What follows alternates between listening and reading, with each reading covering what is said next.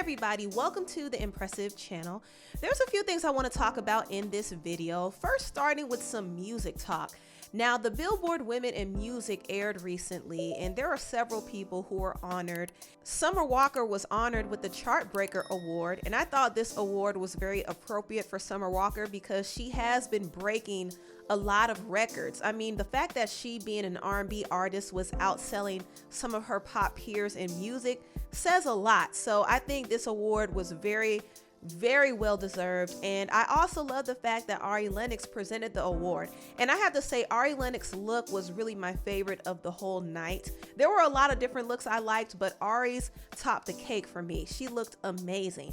And other women were acknowledged, like Olivia Rodrigo, Karol G, the artist Her, and Saweetie. Now, Saweetie was honored with the Game Changer Award. And I know a lot of people had some thoughts and opinions about this on social media. I saw a lot of people on Twitter questioning why Saweetie was even given the Game Changer Award. They were wondering, what game did she change? And these are some valid questions because the Game Changer Award shouldn't be for just anybody. I mean, Nicki Minaj was honored with this same award 2 years ago. And we know Nicki was deserving of this award because she did change the game. Saweetie, not so much. But the thing about Saweetie is this. Saweetie has a great team. She has great marketing, and she has been able to get in spaces that a lot of other artists would yearn to be in. And it really all boils down to the team that's behind her. She has a team that is willing to pay for awards. And some people can look at this and say it's unfair. Saweetie is not the most talented. She doesn't even make the best music, but she's still able to be acknowledged. And I would just say this, Saweetie knows how to play the game.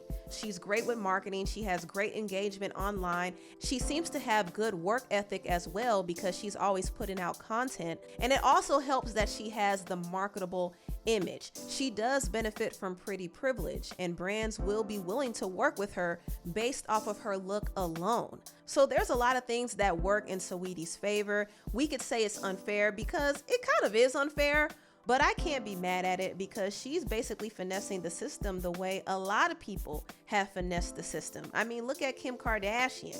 She's the greatest finesser of all time. So I can't get mad at Kim for that, and I can't get mad at Saweetie for being a finesser either. She just knows how to play the game. That's it. But seriously speaking, I think it does cheapen the awards if they're given to somebody who doesn't qualify for it. So I think an award like the Game Changer Award should be given to somebody who really changed the game. Now, another artist who was honored was Doja Cat. She was actually honored with the Powerhouse Award, and I can say this award was very well deserved because Doja Cat made a lot of noise last year with her album Planet Her. Her singles have had a lot of longevity on the charts, and she's a powerhouse talent and a powerhouse performer. So she definitely deserves to be honored. Also, I thought it was cool that Normani presented her with the award. Now, Doja and Normani have been rumored to have a collaboration in the works, and they both revealed in their interview that they have been talking about it. I think that you guys should do a collab together. We've talked about it. You have. We should. 2022. We should. I think a collaboration with Normani and Doja is going to shake some things up because Normani and Doja know how to serve when it comes to choreography and when it comes to visuals. And they also know how to perform down. So I'm definitely here for a collaboration between those two. I'm also here for Normani's new single. Now, Normani did reveal that she's dropping her new single Fair on March 18th. And this is a single that she has been teasing for a few months now. A lot of her fans have been waiting for her to release another single because it's been months since she last released a song. So I hope that her song releasing process speeds up because I really want to hear a whole album from her. But I am interested in her new single Fair. I don't really know what to expect though. It sounds like it could be a slow R&B song, and she did say it was a heartbreak song, so I don't think it's going to be an up-tempo bop. I would have loved if she did something up-tempo, but maybe the song starts off slow and picks up. Who knows? Also, Normani did sing a snippet of the song on her TikTok. 200 days and counting, I know you're my favorite still. When I say I won't, tell myself I don't, but I always will. Feel the way I feel. You have time to heal, I got time to kill. Play in my mind like. So that's a little preview of what the song sounds like, and it sounds good. She sounds good. Normani has a really nice voice. Now, I do want to talk about this. Chloe Bailey is also releasing a new single as well. Now, she just teased her new single called Treat Me, and she posted a snippet of it with some visuals, and I assume that this is from her upcoming video. And I have to say, I really like this sound from Chloe. I can't really tell what the song sounds like in its entirety, but based off of the preview, I could tell that she's going to be serving some serious vocals. I really like the melody and I love the harmonies. I'm such a sucker for vocal stacking because it just adds so much to a song. It embellishes a song. So I really love when artists take time to stack their vocals. Also, I could hear some vocoder effects on there, which is kind of giving me some Imogen Heap vibes, and I'm here for that as well. So I'm looking forward to Chloe's new single, Treat Me, and I'm also looking forward to Normani's new single, Fair. And since we're on the topic of these two, I have to say this. I hear some talks on social media and I see people comparing Normani and Chloe a lot, especially since they both announced that they were releasing a new song. I just want to say that it's okay to support them both. They both can coexist, and also we have to start normalizing that more than one black female pop star can shine in the industry. We've been conditioned to believe that there's only room for one, and that's simply not true.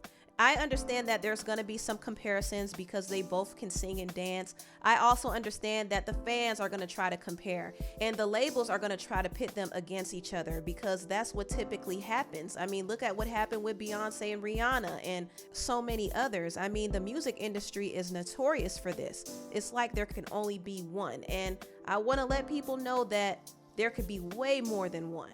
And there should be way more than one black female pop star existing in music. Now, moving on, I want to lastly talk about Kim Kardashian and Kanye. It's official. Kim has been legally granted the single woman status after her long, frustrating battle with Kanye. Now, Kanye has been trying to hold up this divorce process because he still wants to be with Kim. But Kim was able to get her request granted after she claimed that Kanye was putting her through emotional distress.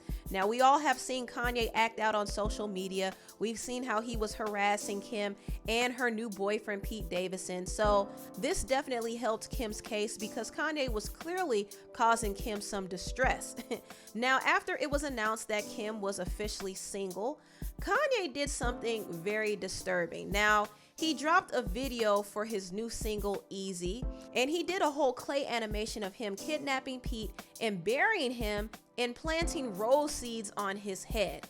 It was really weird, and also it looked like he had Pete's head in his arm. I mean, the whole thing was very weird and creepy. It's one thing to be artsy, but it's another thing to be downright crazy. And Kanye is exhibiting some very dangerous behavior here. He thinks he's just trolling, but please believe everybody is looking at this and they're thinking something is very off. He's obviously very obsessive, and this is the type of behavior you would see on the ID channel. So Kanye needs to really be careful because he might think this is a game, but it's not a game, and it could go left really quick if he doesn't get his emotions in check.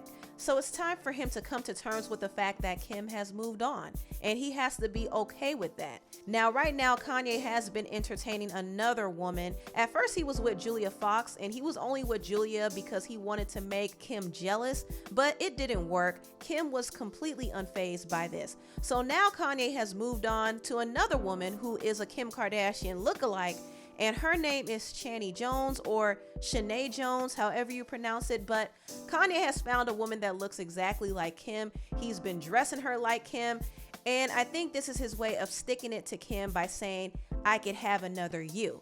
And you know something that's very interesting? One of Kim's exes named Reggie Bush kind of did the same thing. He married a woman who looked very similar to Kim Kardashian. So I don't know what Kim be doing to these men or what type of spell she puts on these guys, but it seems like whatever she does, they become obsessed. And if they can't have her, they try to find a woman who looks like her. And this is what Kanye did. Now, I would rather Kanye date a Kim Kardashian lookalike and go on about his business than spend his time harassing and stalking Kim and Pete, because it's just not healthy and it doesn't make him look good. Anyway, tell me what you all think about this video down below.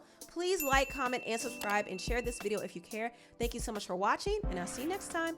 Bye.